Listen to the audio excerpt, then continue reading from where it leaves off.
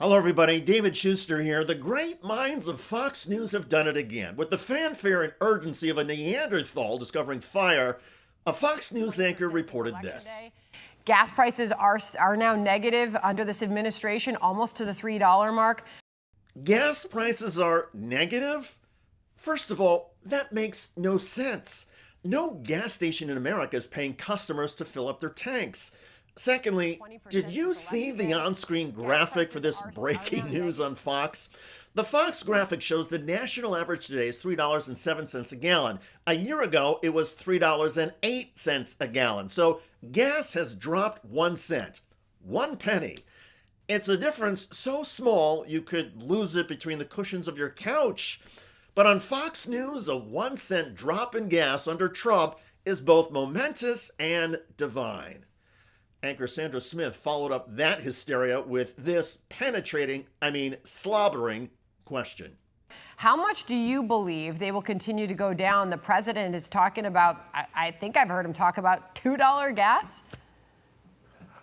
Well, John and Sandra, President Trump, when he ran on a policy of energy abundance.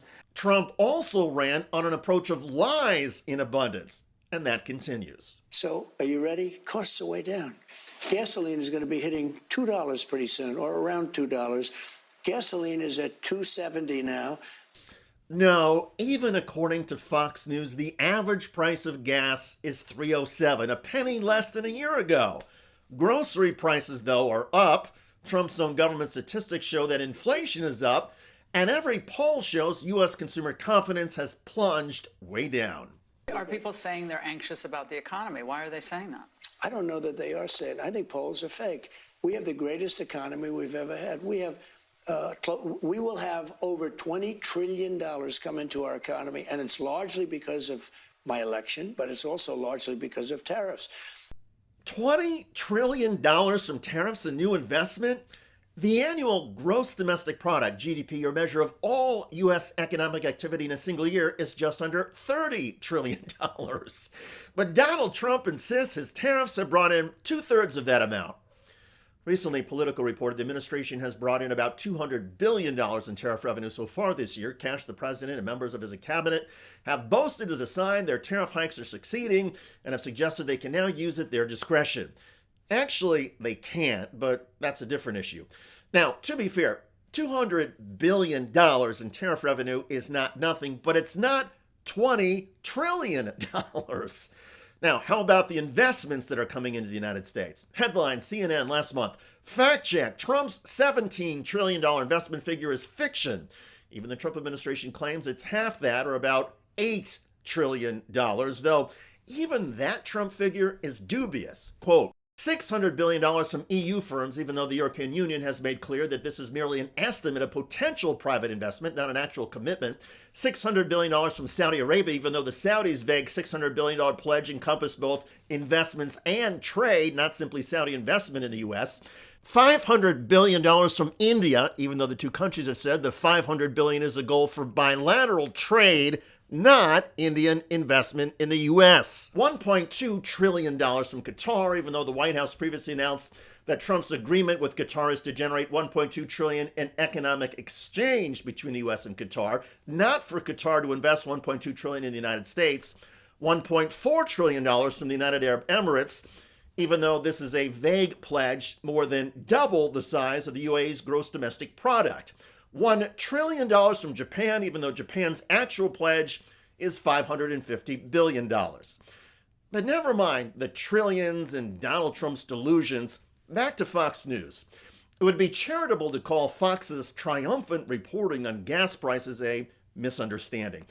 But charity, like arithmetic, has never been Fox's strong suit. No, this was performance art. A pantomime of outrage and triumph presented for an audience that mistakes enthusiasm for insight. Hey, let's bring in the Interior Secretary, Doug Burgum. He joins us live now. Mr. Secretary, honor to have you on the program today, sir. I'll ask you a question so many are talking about, and that is gas and oil prices.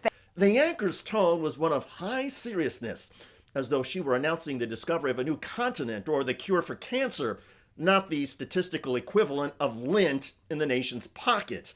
Gas prices are now negative under this administration, almost to the $3 mark. The word negative was rolled out like a holy relic. Never mind that it made no sense. Still, in this tiny incident on Fox News lies the rotting soul of America's public discourse, the transformation of trivia into tragedy, and the worship of noise as news. That's a credit to President Trump's policies and American ingenuity.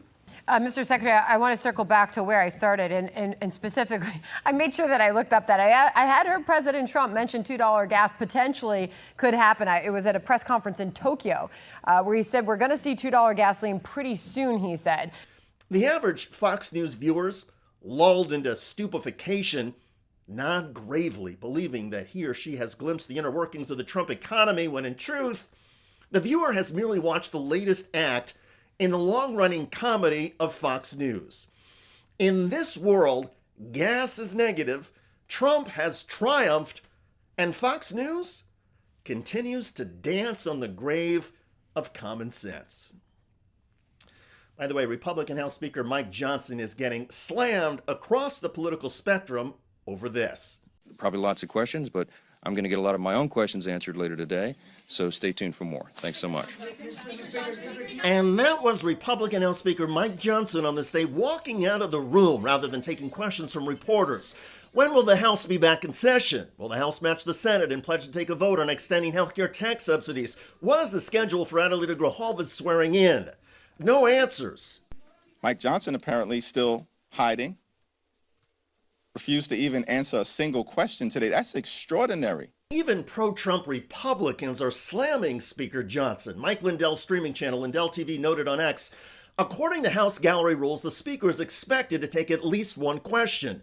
Johnson has never skipped Q&A before. After weeks of daily shutdown updates and follow-up questions, the silence speaks volumes. In the 6 minutes that Speaker Johnson did talk to the press, he noted that the continuing resolution to fund the government includes back pay for federal workers and fully funding food stamps for a year. That measure first has to get through the U.S. Senate. And as of Sunday, nearly half of all domestic flights and U.S. flights were either canceled or delayed. And it's a very serious situation. So I'm saying that by way of reminder. I'm stating the obvious to all my colleagues, Republicans and Democrats in the House. You need to begin right now returning to the Hill. We have to do this as quickly as possible. Check out that video at the link below. It generated a lot of comments on YouTube. One of the most popular is from Valerie, who wrote of Johnson still covering up Epstein. Remove him. I hear you. I look forward to reading your comments about a Fox News anchor getting busted and humiliated by her own on-screen graphic. I'm David Shuster. Thanks for joining us.